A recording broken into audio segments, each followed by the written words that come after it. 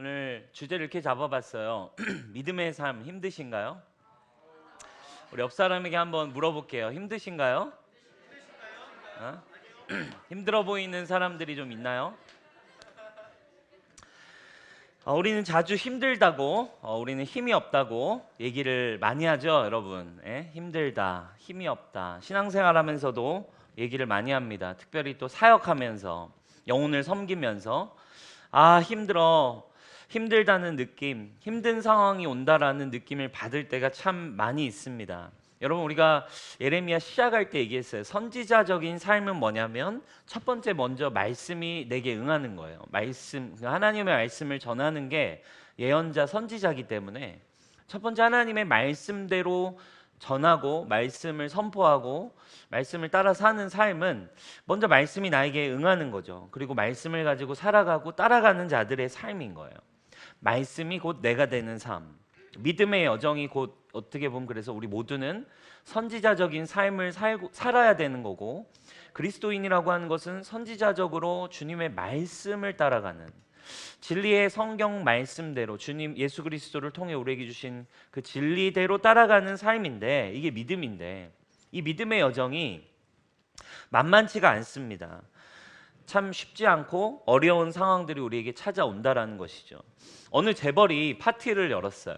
어느 재벌이 이제 파티를 열어가지고 조금 약간 이제 좀 약간 좀 이상한 재벌인 것 같아요. 그리고서는 자기 수영장에, 큰 수영장에 식인 물고기들을 잔뜩 풀어놓고 그곳에 사람들을 다 모았어요. 파티에 온 사람들을 다 모아놓고 그리고는 보여줍니다. 살코기 하나를 수영장에 탁 던지자 물고기들이 확 하면서 이제 막 그 살코기를 순식간에 그냥 다 먹어버리는, 고기가 갈기갈기 살코기가 다 찢겨지는 거예요. 그러면서 이렇게 얘기했어요. 자, 우리 재밌는 게임을 한번 해봅시다. 자, 이쪽 끝에서 저쪽 끝까지 헤엄쳐서 살아남으시는 분에게 제가 10억 원을 드리겠습니다. 어떻겠어요, 여러분? 아무도 반응을 하지 않는 거죠. 쎄하고 웅성웅성 되면서 아무도 감히 뛰어들 수 없는 그런 상황이었습니다. 그런데 갑자기 누구 한 사람이 갑자기 풍덩하고 뛰어드는 거예요. 사람들이 깜짝 놀라가지고 그곳을 쳐다봤습니다. 그리고서는 사람들이 이제 막 환호성을 치며 응원을 시작하는 거죠. 예, 컴온, 컴온, 예, 막 이러면서 막 그 사람을 응원하면서 그 사람 막 미친 듯이 막 헤엄을 쳐가지고 환호성 속에 막 사람들의 흥분 속에 옷도 막 찢기고 꽤나 상처도 입은 후에 간신히 이 끝에 살아 올라온 거예요.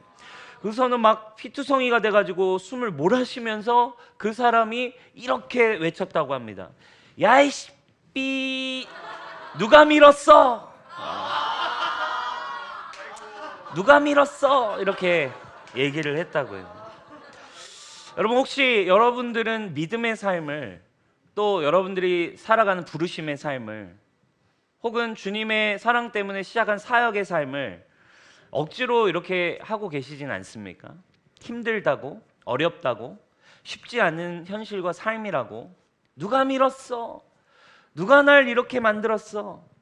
여러분, 예레미야가요, 오늘 하나님의 말씀을 붙들고 전하면서 이런 살아가는 부르심의 삶을 살아가요. 선지자적인 삶을 선지자로서 살아갔습니다. 근데 여러분, 이때 예레미야가 받았던 하나님의 말씀은 그 시대와 너무 다른 거예요.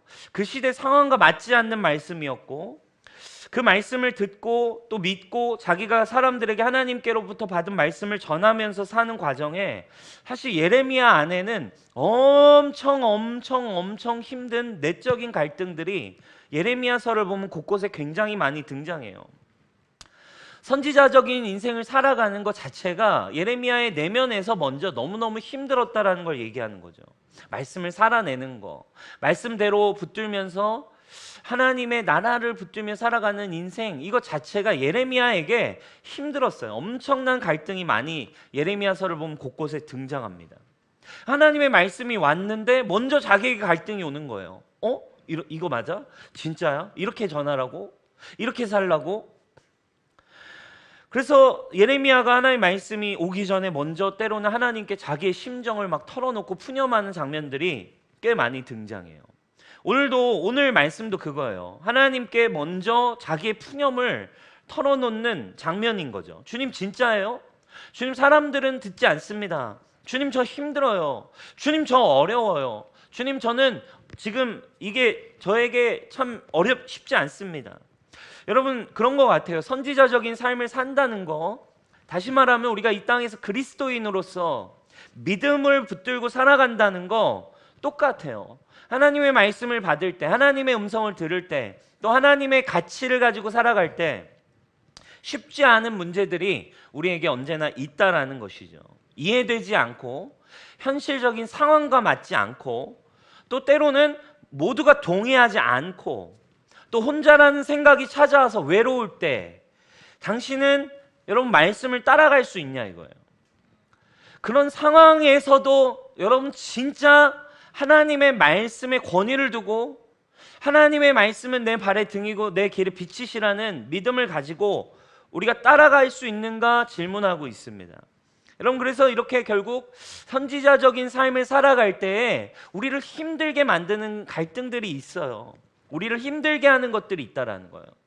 어떤 게 우리로 하여금 하나님의 말씀을 따라가고 선지자적인 삶을 살기를 힘들게 만들까요? 첫 번째는 세상의 거짓말과 세상의 기준들에 흔들린다라는 거예요. 1절입니다. 1절 말씀 우리 같이 한번 읽어보겠습니다. 시작. 여호와여 내가 주와 변론할 때에는 주께서 의로우시니이다. 그러나 내가 주께 질문하옵나니 악한 자의 길이 형통하며 반역한 자가 다 평안함은 무슨 까닭이니까. 아멘. 여러분 여전히 악하게 사는 사람들은, 세상의 사람들은 하나님의 말씀이랑 관계없이 풍족하고 평안하고 아무 일도 일어나지 않을 것처럼 살아가는 모습들이 보였어요. 여러분 이것은 똑같아요. 이 세상 사람들을 보며 우리가 겪게 되는 흔들림입니다. 이 세상 사람들은 아무 일도 일어나지 않을 것처럼 마치 이 세상 먹고 살고 예쁘고 잘 나가는 게 전부인 것처럼 정말 영원이라는 것이 존재하는가, 우리의 죽음 이후에 우리의 인생은 어떻게 되는가를 이게 정말 거짓말인 것처럼 더 잘 살아가고 세상의 기준들을 보면서 오늘날 여러분 우리가 믿음으로 주님을 따라간다라고 할 때, 진리의 말씀이신 예수님 붙들고 간다 할 때 우리 교회 청년들 많은데 청년들은 흔들릴 수밖에 없는 거예요. 나만 이렇게 살아야 되는 건가? 야, 세상은 이렇게 살아가는데 그러니까 벌써 딱 보여지는 거. 그러나 말씀, 믿음이라고 하는 보이지 않는 세계, 영적인 세계, 이 믿음을 붙들 때 벌써 여러분 우리는요 선지자적인 삶, 그리스도인으로서의 삶 벌써 흔들리는 거죠. 이 믿음의 문제인 거죠. 하나님의 말씀을 붙드는 거, 나만 이렇게 사는 거 아닌가? 세상의 기준은 이렇게 가고 있는데 하나님의 말씀은 이렇다. 주님 다시 오신다. 영원한 나라가 있다. 참된 구원, 참된 행복은 예수님 안에 있다. 이것들을 경험하기도 전에, 말씀이 나에게 좀 깊이 뿌리 내리기도 전에 벌써 우리 주변에 보이는 기준들이 있는 거예요. 세상의 기준들.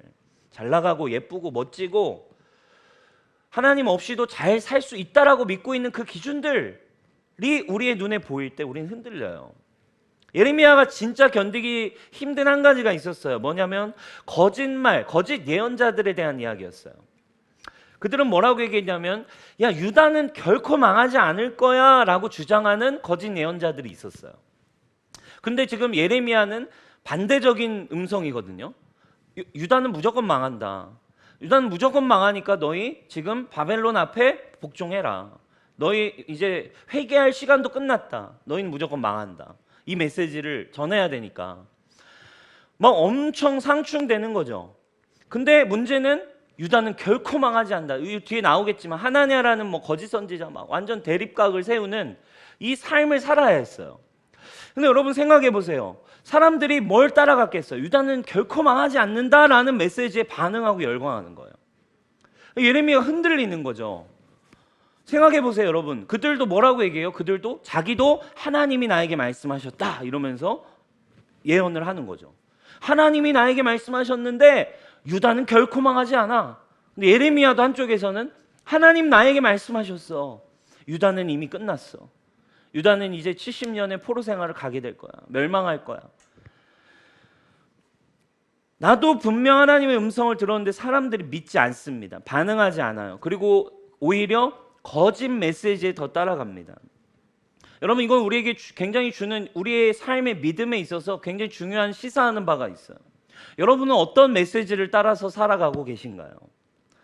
하나님이 주시는, 여러분들에게 진짜 주시는 진리의 말씀을 따라갑니까? 성경 말씀이 이야기하고 있는 이 세상의 세계관, 이 세상의 시작과 끝에 대한 믿음이 여러분의 믿음입니까? 아니면 세상에 보이는 인간이 만든 물질과 이 세상의 가치가 여러분들의 믿음입니까? 아니면 또 여러분은 정말 여러분들의 정체성에 대해서 하나님이 여러분들을 향해 선포하신 언약, 하나님이 여러분들을 향해 선포하신 약속, 그 하나님이 주신 진리가 여러분들이 믿고 따라가는 바입니까? 아니면 여전히 세상이 말하는 거짓말, 거짓 메시지에 여러분은 반응하냐는 거예요. 넌 안 될 거야. 넌 이렇게 살면 망해. 너는 구제불능이야. 넌 결국 이렇게 해봤자 열매 맺지 못할 거야. 너는 팀이 생기지 않을 거야. 결국에 네가 생각하는 부흥은 오지 않을 거야. 너 이렇게 살다가 하나님 믿는 거 결국에는 끝으로 가면 현실의 문제에 떨어져 나가게 되어 있어. 지금은 그렇게 살 때가 아니야. 이런 수많은 세상이 말하는, 사단이 말해주는 거짓말을 여러분 신뢰하냐 이거예요. 아니면 진짜 여러분 예수 그리스도가 여러분들에게 주신 진짜 참 자유와 생명과 사랑과 변하지 않는 주님의 보호하심과 축복이 여러분들의 진리냐 이거예요. 가장 큰 흔들림이 이거예요. 선지자적인 삶, 믿음의 삶을 살 때 힘들다라는 느낌은 세상의 기준들이 우리를 자꾸 말합니다. 거짓 메시지에 흔들립니다. 그 세상으로부터 오는 거짓 메시지에 결국에 우리는 어때요? 하나님의 말씀을 버려요. 하나님의 말씀을 어느새 버리고 그리고 세상의 말과 세상의 가치가 결국 나의 믿음이 되어 있는 거죠. 결국에 여러분 시간이 지나면 청년 때 신앙생활 잠깐 하지만 여러분은 어떤 인생을 사시고 싶으세요? 잠깐 여기 와서 신앙생활 잠깐 하고 잠깐 위안을 얻는 정도가 아니라 여러분들의 인생이 하나님을 만나셔서 말씀이 여러분들의 마음판에 새겨지셔서 진정한 축복 가운데 여러분들의 삶과 또 여러분들의 가정과 여러분들의 모든 영역, 여러분들의 자녀까지 축복을 누리는 인생을 여러분 꿈꾸시길 축원합니다. 아멘. 결국 세상의 거짓말에, 사단이 주는 거짓말에 흔들려요. 지금 흔들리고 계신 분들 계십니까? 수많은 문제와 가치와 이 전쟁 속에서. 두 번째, 또 왜 예레미야가 힘들었을까요? 세상의 비난과 핍박이 몰려왔어요.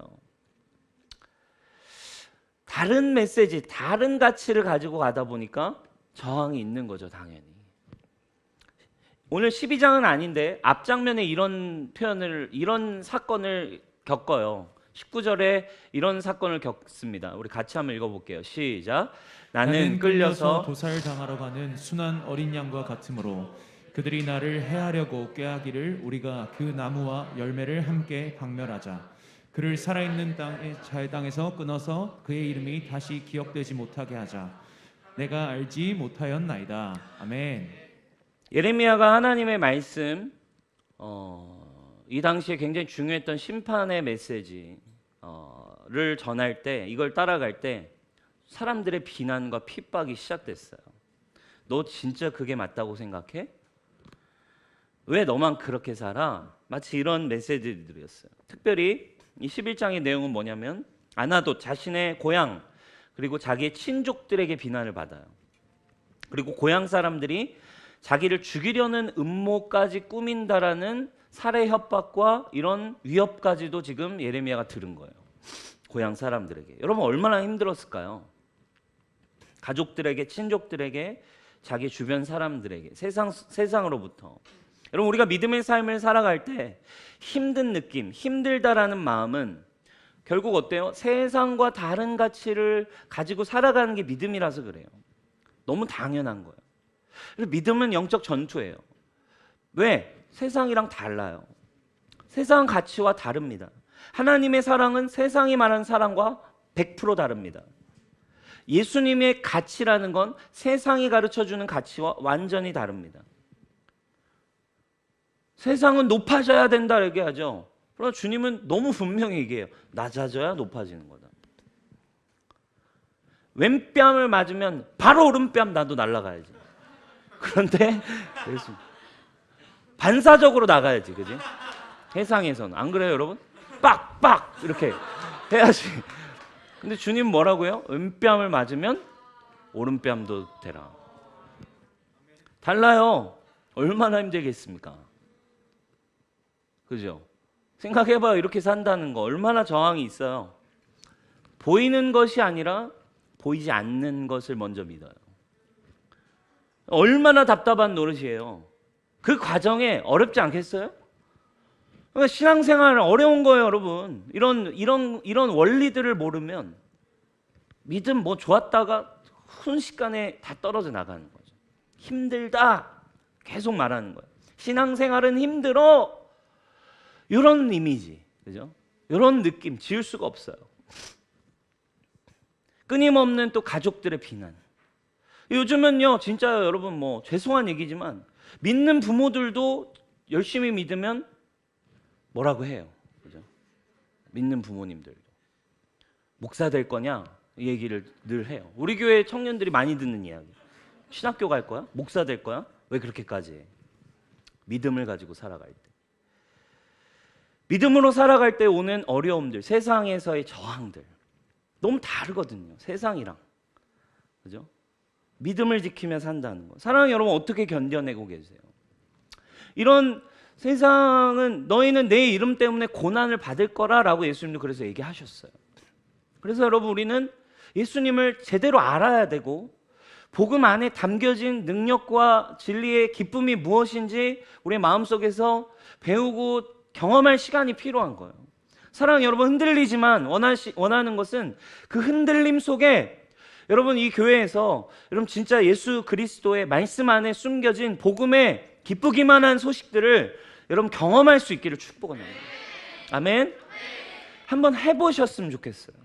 그 안에 들어가서 진짜 기쁨이 왜 진리인지, 왜 나의 인생이 복음이라는 것이 기쁘기만 한 소식인지 여러분 그냥 겉에 있으면서 힘들게 신앙생활 하시지 말고 셀 안으로 깊이 들어가셔서 양육도 받으시고 함께 공동체와 함께 주님의 나라를 여러분 경험하시기를 축원합니다. 이런 상황들이 이런 첫 번째, 두 번째 이런 흔들릴 수밖에 없는 세상의 어려움들이 반복되면 이제 이런 마음들도 이런 어려움도 찾아옵니다. 세 번째예요. 혼자라는 외로움 가운데 흔들립니다. 혼자라는 외로움 가운데. 12장 2절에 이런 표현이 나와요. 그들의 입은 죽게 가까우나 그들의 마음은 머니이다. 아무도 나와 함께 한 사람이 없다. 나는 혼자다. 그렇지 않겠어요?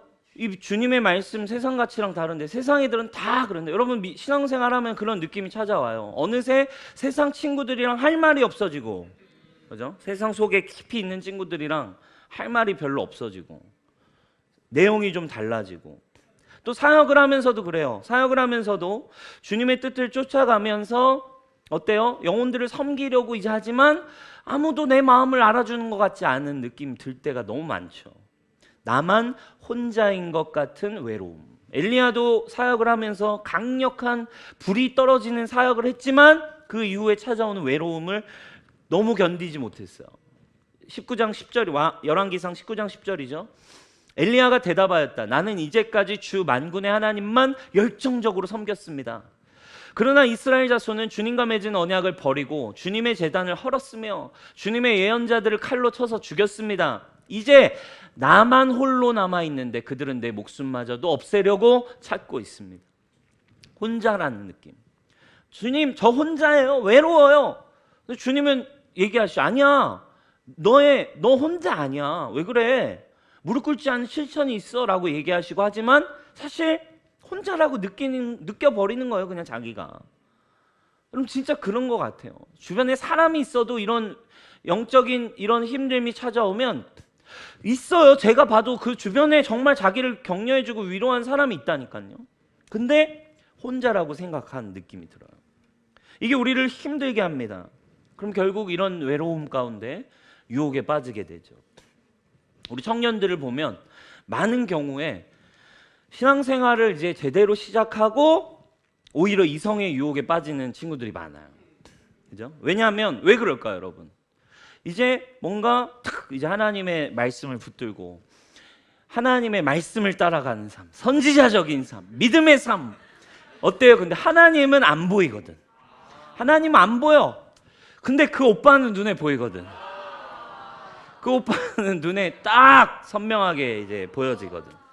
하나님의 말씀, 하나님의 음성을 듣는 거, 성경 큐티를 통해 막 이렇게 보이지 않는 하나님의 말씀을 막 주님 말씀해 주세요. 주님의 막 위로를 받아야 막 이런 느낌이 오지만 그 오빠는 육성으로 힘내. 괜찮아? 잘 자요. 그냥 목소리로 빡 그냥 들려오거든. 그죠? 주님의 얼굴을 구하는 거 막 주님의 사랑으로 들어가는 거 막 힘들고 애매하지만 그냥 그 오빠 한번 딱 만나는 거, 그 자매 한번 딱 얼굴 한번 쳐다보는 거 은혜가 되거든. 그죠? 은혜로운. 외로우면 유혹에 쉽게 넘어지죠. 외로움이 찾아올 때. 그러나 여러분, 이 여정이 있어요. 하나님의 말씀 앞에 독대하는 시간들은 이 외로움, 고독함과의 싸움이 있습니다. 이때 우리는 힘들다, 외롭다라는 느낌. 그러나 그 여러분 기억하십시오. 외로운 시간이 진짜 하나님의 말씀이 여러분들에게 임하고 있는 시간임을 믿으셔야 돼요. 청년의 때에 그 기도실에서 그 광야의 시간에서 진짜 하나님 앞에 독대하고, 근데 그 시간을 우리는 못 견뎌요. 사람 만나야 될 것 같고, 나에게 위로를 주는 사람 빨리 찾아야 될 것 같고, 나에게 은혜롭게 해주는 오빠 또 그 자매 만나야지 이게 해결될 것 같고. 그러나 여러분 그 시간에 한번 여러분 기도실에서 하나님과의 말씀 앞에 서는 시간, 여러분 독대해보는 시간 가지시기를 축복합니다. 이런 힘든 시간 속에서 하나님께 이 예레미야가 따집니다. 오늘 메시지가, 오늘 내용이 그런 내용이에요. 하나님 뭐라고 대답하셨을까요? 조곤조곤 그렇지 않아, 악인의 결말이 어떨고 의인은 앞으로 이럴 거야, 뭐 이런 식으로 주님이 설명하셨을까요? 그렇게 대답하지 않았어요. 오늘 우리가 읽은 본문으로 이렇게 말씀하세요. 5절입니다. 제가 가져왔어요. 네가 사람과 달리기를 해도 피곤하면 어떻게 말과 달릴래? 너 지금 사람이랑 달리는 것도 힘들다고 하면 말이랑은 어떻게 달릴 거야? 너 조용하고 네가 안전한 땅에서만 살 수 있다라고 말하면 요단강의 창이란 물 속에서는 어떻게 하려고 그러니? 너 이게 전부라고 생각하니? 너에게 더 놀라운 내가 축복과 부흥을 예비해 놨는데 이거 힘들다라고 말하면 어떡하니? 너는 이렇게 넘어질 사람이 아니야. 세상이 왜 이렇습니까? 얘기합니다. 악한 자가 승승장구합니다. 힘들어요, 주님. 쉽지 않다고요 라고 말하는 예레미야의 항변 앞에 하나님의 대답은 이거였어요. 너는 사람과 달리기를 할 수준의 사람이 아니야. 너는 말과도 경주할 수 있는 사람이야. 이렇게 얘기하세요. 너는 이 세상을 능히 이길 만한 자야 라고 말씀하는 것이죠. 사랑하는 여러분, 우리는 사람과 달리기 할 수준의 사람이 아닙니다. 우리는 말과도 달릴 수 있는 사람입니다. 우리는 안전한 땅에서만 살아갈 수 있는 존재가 아니에요. 우리는 요단강의 홍수를 거스르고 나아갈 수 있는 사람이네요. 아니에요, 목사님. 예레미야 같은 선지자나 함께 말과 달리죠. 저는 걸 힘도 없어요. 여러분 그렇습니까? 아니에요. 생각해 보세요. 여러분 제가요 아이를 저희 집에 두 딸이 있잖아요. 아이를 키웁니다. 근데 여러분 이 아이를 육아를 해가고 있는 이 시즌을 저희 아내가 지나가고 있는데 참 이 아이를 키우고 육아를 해가는 이 시즌은 진짜 힘든 시즌인 것 같아요. 물론 저희 아내가 하는 거에 비하면 저는 뭐 진짜 100분의 1도 안 힘들어요. 100분의 1도 안 힘들지만 어쨌든 아이들과 함께 전적으로 아이들에게 모든 걸 희생하고 맞추면서 또 삶을 살아가면서 모든 걸 이렇게 그 아이들에게 맞춰서 살아가면서 아이를 키우는 이 시간은 참 저의 인생에도 굉장히 새로운 시즌이고 힘든 시간인 것 같아요. 그런데 여러분 이 시간에서 또 누군가는 넘어질 수 있어요. 힘들다, 와 지친다, 아무것도 할 수 없다. 와, 너무 힘들다라는 푸념과 어려움과 버티기 힘들다라는 느낌이 들 수 있지만 가만히 묵상하면 저에게도 하나님이 생각을 그냥 열어주세요. 이 말씀 마치 이런 거예요. 그냥 가만히 묵상하면 하나님 저에게도 이런 말씀을 동일하게 늘 주시는 거죠. 이 정도로 우리가 힘들다라고 말할 사람이 아니라는 거예요. 만약에 제가 둘이 아니라 셋을 낳았다라면 여러분 어떻게 할까요? 똑같이 힘들다고 얘기 안 할까요? 똑같이 힘들다고 말할 거예요. 하나였을 때도 힘들었어요. 근데 둘이었을 때도 힘들더라고요. 그럼 셋이 돼도 힘들다고 말을 안 할까요? 말을 할 거예요. 여러분 제가 생각해 보세요. 그럼 만약에 지금 두 딸이 있는데 이 두 딸이 심각한 질병이나 만약에 장애로 태어났다고 생각해 봅시다. 제가 여러분 포기할 건가요? 그러면 힘들다고 제가 버릴까요? 안 키울까요? 그렇지 않아요. 그래도 키웁니다. 어떤 지금보다 더 힘든 상황이 나오면 똑같이 힘들다고 얘기하겠지만 그러면 제가 안 할까? 아닙니다. 저는 할 수 있어요. 왜? 저의 자녀이기 때문에 그래요. 똑같아요. 사역하면서도 우리는 힘들다고 해요. 우리가 그런 말을 쉽게 합니다. 일이 많을 때가 있어요. 그러나 여러분 이건 힘이 든 게 아닙니다. 힘이 들지 않을 때도 있어요. 그리고 어떨 때는 교회 안에서 갈등이 있고 또 어떨 때는 관계 문제로 힘들다고 말합니다. 선교지에서도 선교 현장에서도 보면 선교지의 핍박과 탄압 때문에 힘든 게 아니에요. 한국에서 온 동료 선교사님들과의 관계 문제 때문에 속이 상하고 그 관계가 힘들어서 철수하시는 분들도 많다고 합니다. 그럼 여러분 주님 우리에게 얘기하세요. 우리에게 각자 힘든 상황이 있지만 주님은 우리에게 얘기하시는 거예요. 너는 그런 일로 무너질 사람이 아니라는 거예요. 너는 사람과 달려서 힘든 게 아니라 너는 오히려 말과도 경주할 수 있는 사람이다. 내가 너를 그렇게 지었어. 이게 예레미야에게 주시는 하나님의 첫 번째 믿음과 정체성과 그의 삶을 새롭게 하는 메시지였어요. 군대는 여러분 그래요. 군대는 지가 다녀온 군대가 제일 힘들다고 해요. 자기가 다녀온 군대가 뭐 제일 힘들었다라고 얘기합니다. 그러니까 상황마다 언제나 우리는 힘든 순간들이 있다 이거예요. 그러나 문제는 우리가 믿음 안에서 하나님의 말씀 안에서 기준으로 세워가야 하는 기준은 그 속에서 어떤 믿음을 선택하고 있는가가 중요하다라는 거죠. 내가 계속 그 상황마다 힘들다 말하면 지금 나는 하나님이 나를 인도하시는 하나님께로부터 시선과 기준이 멀어져 있다라는 뜻입니다. 지금보다 더 어려운 상황이 온다고 생각해 보십시오. 예레미야의 시절처럼 나라가 멸망하는 때라고 한다든가 요한계시록에 나오는 상황처럼 더 심각한 박해 가운데 있는 시절을 만약에 우리가 살아간다고 생각해 보세요. 그럼 예수 안 믿을 건가요, 여러분? 중국처럼 교회가 막 완전히 폐쇄되고 목사님들이 감옥 가게 되고 믿는 사람들이 감옥에 가는 일이 와도 여러분 우리는 그런 거 아닙니까? 주님이 주신 우리에게 주신 믿음은 그런 상황이어도 여전히 우리는 주님의 일을 감당할 사람이라는 거예요. 아멘. 코로나로 힘들다 어렵다 이것 때문에 우리는 어렵다 말하는 이 상황 속에서도 오늘 선지자적인 믿음과 말씀을 가진 사람들에게 하나님이 주신 메시지는 단순해요. 너는 이 정도로 힘들 사람이 아니야.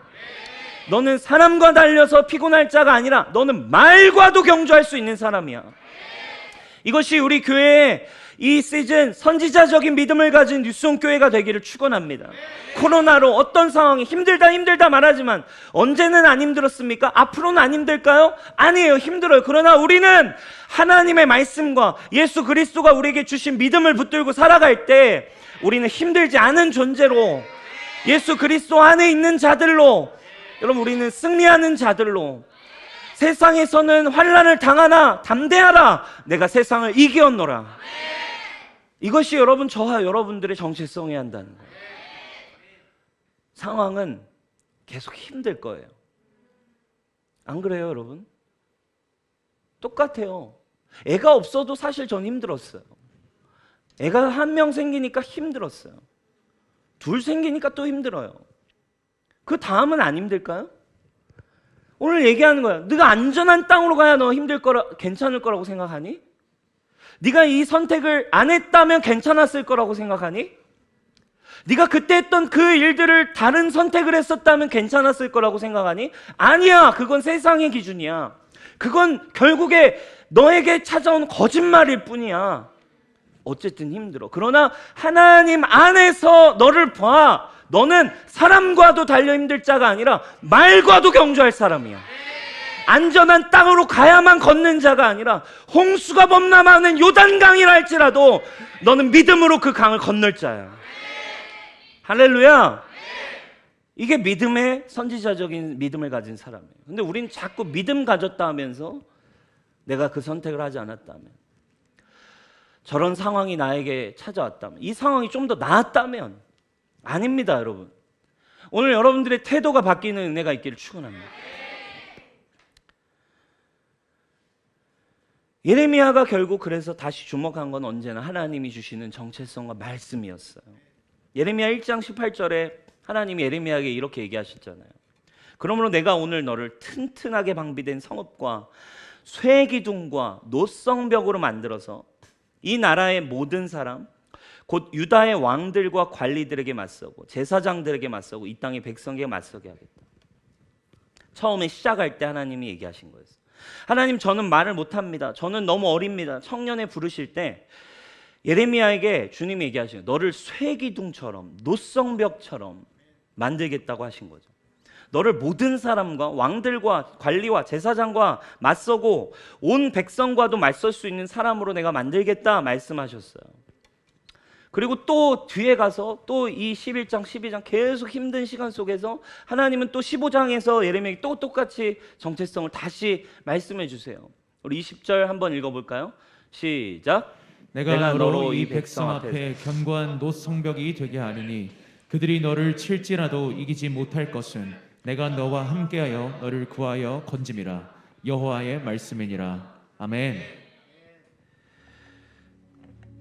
저는 이 말씀이 엄청난 말씀이라고 생각합니다. 하나님은 예레미야를 자꾸 상황과 환경을 보고 어려움을 보는 게 아니라 너는 난공불락의 요새, 노성벽, 너를 막을 자가 없고 너는 지지 않고 누구도 이기지 못할 성벽이라고 하나님 말씀해 주세요. 그것이 예레미야의 정체성이었어요. 그리고 실제 예레미야는 그렇게 살았습니다. 힘들었어요. 힘든 시간은 계속 있었어요. 그러나 예레미야는 하나님이 주시는 정체성을 붙들고 살아갔어요. 여러분, 예레미야에 비하면 우린 너무 좋은 시절 아닙니까? 예레미야가 겪었던 고통에 비하면 여러분, 우리는 아무것도 아니었어요. 모든 게 멸망하고 모든 게 죽어나가고 모든 게 다 파괴되는 상황을 지켜봐야 했던 이 예레미야 안에 있었던 갈등. 그러나 여러분, 그 예레미야와 비교할 수 없지만 사실 우리도 겪게 되는 믿음의 이 힘듦이 있어요. 그 정도는 아니지만, 그러나 여러분, 주님이 우리에게 얘기하시는 믿음 안에서 우리도 이 정도 우리가 이 상황 속에 넘어질 자가 아니라는 하나님의 음성이 여러분, 저와 여러분들의 마음에 들려오기를 축원합니다. 이 정도로 무너질 자가 아니다. 고난아, 더 와봐라. 내가 무너지나. 더 공격해봐라. 내가 낙심하나. 그것이 쇠기둥과 놋성벽이 할 말이라는 거예요. 여러분, 오늘 어떤 태도를 가지고 있습니까? 하나님 때문입니까, 이 일이? 지금 여러분들의 문제가 뭐 때문입니까? 어쩔 수 없어요. 세상은 타락했어요. 세상은 죄악으로, 죄인들이 가득한 선한 것이 하나도 없는 이 세상에 여러분, 사실 기대할 수 있는 게 없어요. 지난주 나눴어요. 아무리 여러분들이 원해도 우리의 마음도 타락해서 우리의 마음도 깨어져서 우리도 돌아갈 수도 없는 이 상황 속에 여러분, 무엇을 바라보고 이야기하실 거예요? 안전한 땅으로 가기를 기대하며 살겠습니까? 그런 일들이 여러분 인생에 일어날까요? 그런 행운을 바라면서 계속 네잎크로바를 찾겠습니까? 행복은 세잎크로바잖아요. 날마다 나의 삶에 있는 것들이에요. 하나님이 여러분과 함께하고 계시대요. 자, 오늘 얘기하잖아요. 15장 20절. 내가 너와 함께하여 내가 너를 건질 것이다. 내가 함께하는 한 너는 그 누구도 막을 수 없는 놋성벽이고, 내가 함께하는 한 사람과 달려도 피곤한 게 아니라 너는 말과도 경주할 수 있는 사람. 여러분 이 정도로 만족하십니까? 주님 오늘 여러분들에게 말씀하십니다. 이게 아니라 넌 이거보다 더 큰 일도 할 사람인데, 이 정도의 수준에서 힘들다고 하지만 난 너를 통해 더 큰 일을 할 거야. 이것이 하나님이 여러분을 바라보시는 믿음의 눈입니다. 여러분 오늘 뭐라고 말하시겠어요? 결국 우리가 돌아가야 할 것은 하나님이 말씀한 대로 다시, 예레미야 힘든 순간 다시 하나님의 말씀하신 게 나입니다. 하나님이 부어주시는 감동이 그것이 나입니다. 예수 그리스도 안에 이루어진 일이 내 것입니다 라고 믿는 믿음 외에는 사실 방법이 없다라는 거예요. 예레미야가 이렇게 힘들다고 얘기했어요. 11장 19절 20절 보니까 오늘 이것이 우리의 결론입니다. 예레미야 11장 19, 20절. 예레미야가 우리 아까 봤었죠. 사람들이 막 핍박하고 자기 죽이려고 하는 순간이었어요. 저는 도살장으로 끌려가는 순한 어린 양과 같았습니다. 사람들이 저를 해치려고 생략하고 음모를 꾸미고 있는 줄을 전혀 몰랐습니다.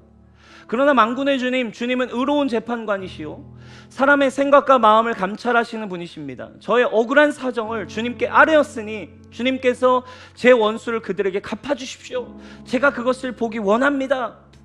이게 어쩌면 예레미야도 인간적인, 그냥 처절한 죄인, 인간의 절규예요.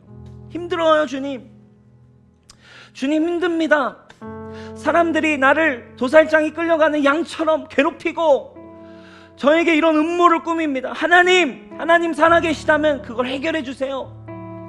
주님, 이 억울한 사정을 주님께 올렸으니 원수를 갚아주세요. 예레미야도 이것이 어쩌면 그냥 인간적인 한계였어요. 그럼 여러분, 이 메시지는 우리에게 주는 복음적인 계시적인 메시지가 있어요. 여기서 우리는 예레미야와 예수님의 차이를 볼 수 있습니다. 두 사람 둘 다 여러분 도살장으로 끌려가는 어린 양 같았어요. 예레미야도 이런 사람이었고 예수님도 도살장으로 끌려가는 어린 양이셨습니다. 근데 그 순간 예레미야는 크게 외칩니다. 이 뭐야? 왜 이래? 이렇게 힘들다라고 외친 반면 예수님은 침묵하셨대요. 예레미야는 자기를 힘들게 한 사람에게 보복을 간구한 반면 예수님은 도살장으로 끌려간 어린 양이셨지만 그들을 용서하실 것을 요청하셨어요. 이것이 예레미야와 예수님의 차이예요. 이것이 바로 저와 여러분들에게 찾아온 복음의 소식이에요. 이것이 저와 여러분들에게 예수님이 필요한 이유예요. 저로서는 할 수 없지만, 우리는 사람과 달리는 것도 힘들지만 말과 달릴 수 있는 이유는 그 예수님이 우리에게 오셨기 때문이에요. 도살장으로 끌려갈 때 우리는 외롭고 힘들고 외치고 분하지만 예수님 그것을 감당하시고 침묵하셨고 예수님은 사랑하실 수 있었던 분이에요. 그 분이 저와 여러분 안에 거하신대요. 너는 십자가에서 죽었고 그 십자가 위에서 내가 부활할 때 넌 다시 살아났어. 그러므로 너는 사랑할 수 있는 존재고, 그러므로 너는 능력 있는 존재이며, 그러므로 너는 생명을 말할 수 있는 존재고, 그러므로 너는 믿음으로 불가능이 없는 존재가 될 수 있어. 사랑하는 여러분, 힘드십니까? 예수 그리스도를 바라보십시오. 말씀이신 그분께 접속하십시오. 사랑하는 여러분, 저 여러분은 생각처럼 그렇게 약하지 않습니다. 하나님이 여러분과 함께 하시기 때문입니다. 이 믿음을 가진 자 누구입니까? 이건 여러분 선택입니다. 오늘 누군가는 완전히 새로운 믿음을 갖게 될 것입니다. 그러나 오늘 누군가는 여전히 이 문을 나서며 난 그래도 힘들어 라고 말할 것입니다. 그러나 주님은 분명히 얘기하세요. 그리스도 안에서 너는 약한 존재 아니야. 우리를 향한 하나님 부르심은 쇠기둥이고 노성벽이래요. 이 나라 온 백성이 달려들어도 능히 무너뜨릴 수 없는 사람이라는 것입니다. 우리는 사람과 뛰면서 힘들어할 자가 아닙니다. 뉴송처치는 말과 뛰어도 뛰어낼 사람들입니다. 뉴송처치는 잔잔한 요단강만, 잔잔한 땅만 걸어가는 자들이 아닙니다. 풍랑이 있는 홍해 바다라도 건널 자들입니다. 아멘. 여러분, 그래서 우리가 날마다 믿음으로 힘든 순간 예수 그리스도를 바라보십시오. 정말 감사한 건 우리 교회 여러분, 진짜 제가 이렇게 우리 교회 네이버 카페를 들어가면 진짜 저희 교회 가운데 하나님이 이 말씀이 응하게 하고 계신 시즌이라는 생각이 들어요. 우리 카페에, 네이버 카페에 막 큐티들이 올라오고 묵상들이 올라오는 건 보는데 날마다 뭐 진짜 한 명 한 명 말할 것도 없이 누구 걸 가져올 필요도 없이 그냥 모든 큐티들을 보면 이 작업이 일어나는 거예요. 그죠? 여러분 얼마나 힘들어요. 그죠? 힘들어요. 주님, 오늘 주님 이런 상황이었어요. 주님, 오늘 저의 마음이 이렇게 어려웠어요. 그런데 큐티에서 제가 보는 건 그거예요. 힘들었지만 주님의 말씀 탁 보고 예수 그리스도에 탁 접속해서 마음을 새롭게 하고, 또 너는 이런 존재야 라고 말씀하시는 그 믿음을 그대로 붙들고 일어나는 일들을 저희 카페 큐티를 보면서 정말 제가 봐요. 그래서 정말 이렇게 볼 때마다 하나님이 도대체 우리에게 어떤 일을 행하실까라는 기대감이 들어요. 사랑하는 여러분, 잘하시고 계십니다. 날마다 힘듦을 믿음으로 바꿔내십시오. 힘듦의 기준이 아니라 우리는 믿음의 기준입니다. 아멘. 여러분 정말 감사한 거, 여러분 그래서 우리 카페가 얼마나 이런 믿음의 일들이 일어나는지 세상에서 증명이 됐잖아요. 그죠? 아세요? 여러분? 얼마 전에 저희 사모에게 누군가 지인이 연락이 왔어요. 도대체 이게 어떻게 된 일이냐. 자기가 무슨 회사에서 뭐 이렇게 분석을 해서 조사를 해야 되는데, 이렇게 뭐 조사를 하다가 카페 분야, 네이버 카페 이제 통계들을 조사하다가 깜짝 놀라가지고 연락이, 이게 도대체 어떻게 된 일이냐고. 한번 띄워주세요. 전체 네이버 카페 아니 하나 앞에 거 급상승 탑 100에 우리 교회가 4위예요. 우리 교회가 4위. 급상승하는 카페, 네이버 전체 카페에서 종교 분야인데, 종교 분야 우리가 4위. 우리는 300명밖에 안 되거든요. 자, 다음 이거는 이게 그럼 전체 랭킹에서 우리 교회는 10위. 와, 깜짝 놀랐어요. 그래서 도대체 이게 어떻게 된 일이냐고. 멤버를 보면 다 막 여기 뭐 5만 명, 6천 명, 3천 명, 3만 5천 명, 1만 5천 명, 300명. 300명. 여러분, 제가 이 얘기를 가져오는 거 우리 뭐 높아졌다, 우리 인기 있다 이 얘기를 하려는 게 아니에요. 인기 있고 우리가 놀랍다, 우리가 진짜 잘 나간다를 이야기하고 싶은 게 아니에요. 저와 여러분들이 그만큼 힘들다라는 거. 저와 여러분들이 그만큼 힘들고 그만큼 믿음을 붙들며 살아가고 있는 이 과정 가운데 저와 여러분들이 그만큼 하나님 앞에 나아가고 있다라는 거. 여러분들이 얼마나 힘든지, 여러분들이 얼마나 어려운지, 그러나 이것이 우리가 급상승 300명, 300용사야 완전. 그죠? 스파르타야 아마 거의. 근데 어떤 공격이 와도 우리는 노성벽과 같다는 증거고, 우리는 사람과 달려서 피곤할 자가 아니고 말과도 달릴 수 있다는 증거이고, 이것이 저와 여러분들이 그만큼 힘듦을 믿음으로 바꾸고 있다는 증거 아니겠습니까? 여러분, 더 폭발적으로 1위가 무속인 카페인데, 무속인 기도터 수첩, 기도터 이런 곳에 가니 기도가 잘 되더라. 기도 핫스팟을 알려주는 막 이런 이 믿음의 여정이 여러분에게 시작되길 바래요. 하루하루 오늘 이 음성을 들어야만 하는 거야. 너는 힘드냐? 그래. 그렇지만 너는 사람과 달려 피곤할 자가 아니야. 이 음성이 여러분들의 음성이 되기를 주님의 이름으로 축복합니다.